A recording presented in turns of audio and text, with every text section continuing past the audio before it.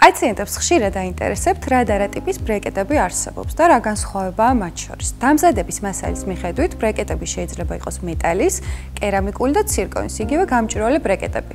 ყველაზე ხშირად გამოყენებადი ბრეკეტებია ლიგატურული და თვითლიგირებადი ბრეკეტები. შევეცდები აგიხსნათ, რა განსხვავებაა ამ ორ შორის. ლიგატურული ბრეკეტების შემთხვევაში ორთოდონტიული რკალი ბრეკეტში ფიქსირდება სილიკონის რგოლის, იგივე ლიგატურის მეშვეობით. ლიგატურები შეიძლება იყოს ვერცხლისფერი და ასევე ფერადი.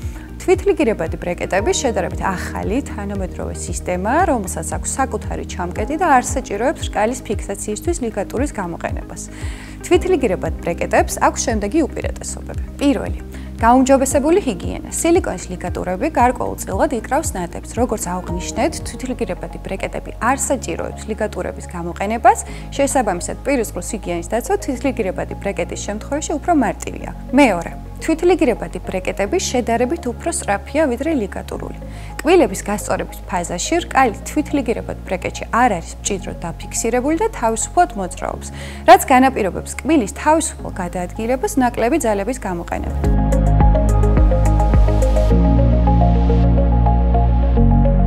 მესამე, ლიგატურული ბრეკეტების შემთხვევაში სავალდებულოა ექიმთან ვიზიტი 4 კვირაში ერთხელ, ხოლო თვითლიგირებადის შემთხვევაში 8 კვირაში ერთხელ.